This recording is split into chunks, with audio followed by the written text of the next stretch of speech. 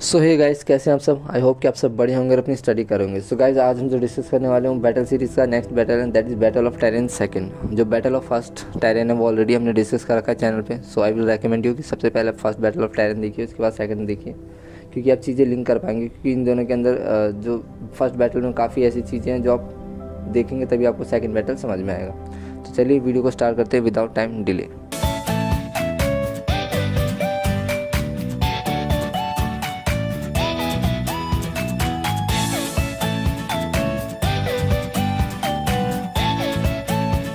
So guys देखिए, जो second battle of terrain है वो जस्ट 1 साल बाद ही हो गया था फर्स्ट बैटल के। इस सेशन का ऑब्जेक्टिव क्या क्या होने वाला है, सबसे पहले किसके बीच में हुआ, बैटल के बारे में थोड़ा सा जानेंगे, पृथ्वीराज चौहान जी के बारे में, मोहम्मद गौरी के बारे में, क्या रीज़न था इस बैटल का, इस बैटल फील्ड के अंदर क्या होता है, कौन जीतता है और कॉन्सिक्वेंसेस क्या होते हैं इस बैटल के।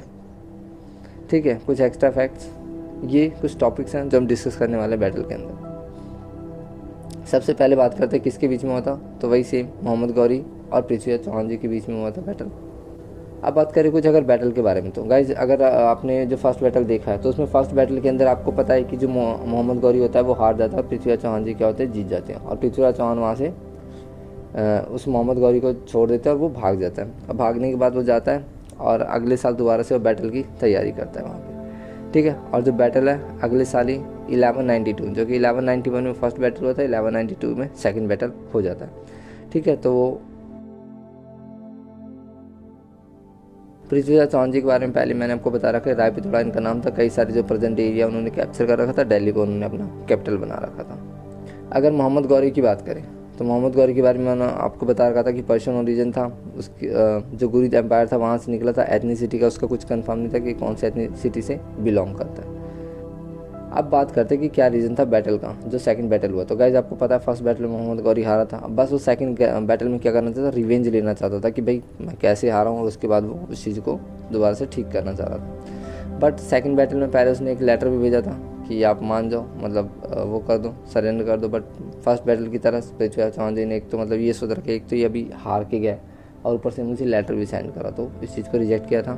बट पृथ्वीराज चौहान जी को ये आइडिया लग चुका था कि अब वो जब आएगा तो अपनी मैसिव आर्मी के साथ आएगा। तो उन्होंने आसपास के जो भी रीजन थे, लाइक देखिए ये जो आपको फिगर दिख रहा है इसके अंदर जो आसपास के रीजन है ये वाला, ये तो चौहान डायनेस्टी था, लाइक जो पृथ्वीराज चौहान जी वाला।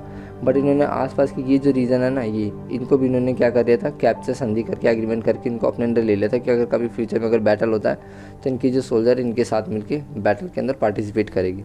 ये जो गढ़वाल वाला रीजन है, गढ़वाल वाला रीजन, इसको भी कई बार वो जो वहाँ के राजा थे जयचंद से एग्री कर, मतलब कोशिश कर रहे थे कि ये भी साथ में आ जाए। बट ये बैटल के अंदर नहीं आते हैं साथ में, ये अपनी सेना को नहीं भेजते। कहा जाता है कि इनकी बेटी को भगा के लेके शादी की थे पृथ्वीराज चौहान जी, इसी वजह से वो नाराज़ थे। बट जो भी रीज़न हो, ये इस बैटल के अंदर अपनी आर्मी को नहीं भेजते। ठीक है, अब गाइस देखिए ये तो पीक टाइम है पृथ्वीराज चौहान जी का कि पीक टाइम पे इतना था।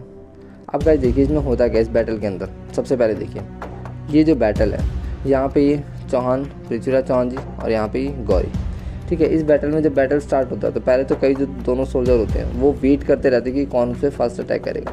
और यहाँ पे मैं बात बता दूँ आपको, जो इस टाइम जो पृथ्वीराज चौहान जी की आर्मी और जो मोहम्मद गौरी जी की आर्मी थी काफ़ी मैसिव थी। कहा जाता है कि मोहम्मद गौरी इस टाइम अपने 1.2 लाख से 3 लाख के समथिंग सोल्जर लेकर आया था, और क्योंकि वहाँ पे जाकर उसने अच्छे से प्रिपेयर किया और काफ़ी सारे सोल्जर को इकट्ठे किया। और वहाँ पे इस टाइम जो चौहान डायनेस्टी पृथ्वीराज चौहान जी की, उनके पास 3 लाख के समथिंग सोल्जर थे। तो ये बैटल था।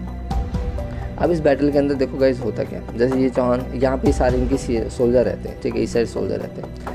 जो गौरी क्या करता है, अपने जो पूरी टीम रहती है उनको 4 से 5 पार्ट में डिवाइड कर देता है। ठीक है, और 4 पार्ट में डिवाइड करता है, एक को वो रिजर्व के अंदर रखता है। अब वो देख लेता है कि मैं पिछली बार की तरह अगर सिंगल अटैक करूँगा तो जीत नहीं पाऊँगा, और कुछ ही देर बाद क्या होगा, पृथ्वीराज चौहान जी उसको मार डालेंगे। ठीक है, तो कुछ अलग टैक्टिक्स यूज़ करता है। वो क्या करता है कि, और जो पृथ्वीराज चौहान जी की आर्मी थी वो इस बैटल के लिए, मतलब ऐसे बैटल के लिए तैयार थी जो सनराइज से सनसेट के बीच में। बट उसने क्या करता है, वो रात के अंदर अटैक करता, उसे बस जीतना था।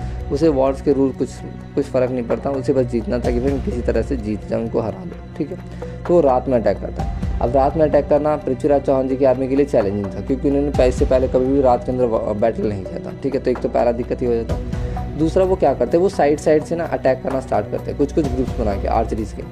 कुछ जो कैवलरीज आर्चर्स होते हैं उनका कुछ ग्रुप्स बनाते हैं, और साइड वाले सोल्जर को क्या करते हैं, डिसमेंटल करने की कोशिश करते हैं। जो एक साथ सोल्जर थे उनको अलग अलग सेपरेट करना स्टार्ट करते हैं। वो आर्चरीज आते हैं, एक एक साइड से उन्होंने क्या किया, तीर मारना स्टार्ट किया। अब ये जो साइड के सोल्जर है वो क्या होते थे, डिसमेंटल हो गए। अब डिसमेंटल होने के बाद सिर्फ आगे वाले बचे और आगे वाले को ये आगे वाले डैमेज कर रहे थे। ठीक है, अब वो इसमें इस बैटल के अंदर एक और टैक्टिक्स यूज़ करते थे। देखिए ये है कैराकोला टैक्टिक। अब इसके अंदर क्या होता है, देखो ये जो सामने वाला घुड़सवार है, आर्चरी कैवलरीज आर्चरी, वो आता है अटैक करके चला जाता है। ठीक है, अब जब वो अटैक करता है ना तो इस बीच में जो टाइम बचता है वो सेकंड वाला आके अटैक कर लेता है ऐसे ही, मतलब, और थर्ड वाला फिर ऐसे करके अटैक करता है। इसमें क्या होता है, जो इनका रिलोडिंग टाइम होता है ना वो वेस्ट नहीं होता। और ये जो सोल्जर है इनको कुछ रिएक्ट करने का मौका नहीं मिला, क्योंकि इसमें एकदम से बिल्कुल लगातार तीर इनके ऊपर आ रहे, तो कुछ वो नहीं कर पा रहे, रिएक्ट नहीं कर पा रहे, क्या करना उन्हें कुछ समझ नहीं आ रहा, क्योंकि उनको टाइम नहीं मिल पा रहा। और इस कंडीशन में जब वो करते हैं ना तो काफ़ी ज़्यादा डैमेज होता है। तो इस बैटल के अंदर भी मोहम्मद गौरी ने यही टैक्टिक यूज़ किया। और उस टाइम जब लास्ट में जब सोल्जर इनके काफ़ी सारे जो पृथ्वीराज चौहान जी के काफ़ी सारे सोल्जर जब मारे गए तो उन्होंने सोचा कि मुझे खुद ही अटैक करना पड़ेगा, तो खुद ही बैटल के अंदर आगे आ गया। जैसे फर्स्ट बैटल में मोहम्मद गौरी आ गया था, फिर सेकंड बैटल में पृथ्वीराज चौहान जी आगे आ जाते हैं। और जैसे ही आगे आते हैं उसके बाद जो इनकी आर्मी जो थी वो पृथ्वीराज चौहान जी को पकड़ लेती और पकड़ने के बाद इनके सामने पेश कर देती है। और जैसे जब इनकी जो सोल्जर होते हैं उनको पता चलता है कि हमारे राजा पकड़े गए तो उनका मोरल बहुत ज़्यादा डाउन हो जाता है, फिर वो इस बैटल को इस तरीके से हार जाते हैं। तो ये था सेकंड बैटल, इसके अंदर ये चीज़ें हुई थी। ठीक है, बाद में जो जो गढ़वाल वाला रीजन था उसके अंदर आपको पता है कि जो महाराजा जयचंद थे उन्होंने सपोर्ट नहीं किया था। बाद में मोहम्मद गौरी ने उस रीजन को भी कैप्चर कर लेता है और फर्स्ट बैटल में जो इनके भाई थे गोविंद राय उनको सेकंड बैटल के अंदर मार दिया जाता है। ठीक है, अब बात करें कौन जीता बैटल का, तो मोहम्मद गौरी जीत जाते हैं। ठीक है, अब इस बैटल के कॉन्सिक्वेंसेस क्या होता है, तो देखो सबसे पहले जो पृथ्वीराज चौहान वो कैप्चर कर लिए जाते हैं और उनको एग्जीक्यूट किया जाता है। उसके बाद जो राजपूत पावर है वो डिस्ट्रक्शन स्टार्ट हो जाता है, फैल बटना स्टार्ट हो जाता है, ख़त्म होना स्टार्ट हो जाता है, कह सकते हैं। जो स्लेव डायनेस्टी थी, आपको पता है कि जो मोहम्मद गौरी है जो भी मतलब जिस बैटल में जीतता था तो वहाँ के जितने भी स्लेव थे उनको लेके चला जाता था नौकर को, और एज ए वो उन्हें अपने बेटे की तरह ट्रीट करता था। तो उन्हीं में से तो एक आदमी थे जिनका नाम था कुतुबुद्दीन ऐबक, वो भी स्लेव था। तो उसको कुतुबुद्दीन ऐबक को यहाँ पे गवर्नर बना के, दिल्ली का गवर्नर बना के स्टार्ट कर देते हैं, मतलब बिठा के छोड़ देते हैं, और वो स्लेव डायनेस्टी की एस्टेब्लिशमेंट करता है कुतुबुद्दीन ऐबक। तो ये था बैटल। कैसा लगा बैटल आपको? आई होप कि आपको बैटल का जो वीडियो है काफ़ी अच्छा लगा होगा। अगर आपको ऐसी एडिटिंग जानने की कैसे होते हैं टिप्स एंड ट्रिक, तो आप टीम क्रिएटर यूट्यूब चैनल को फॉलो कर सकते हैं, सब्सक्राइब कर सकते हैं। लिंक आपको डिस्क्रिप्शन में मिल जाएगा। मिलते हैं अगले वीडियो में, तब तक के लिए।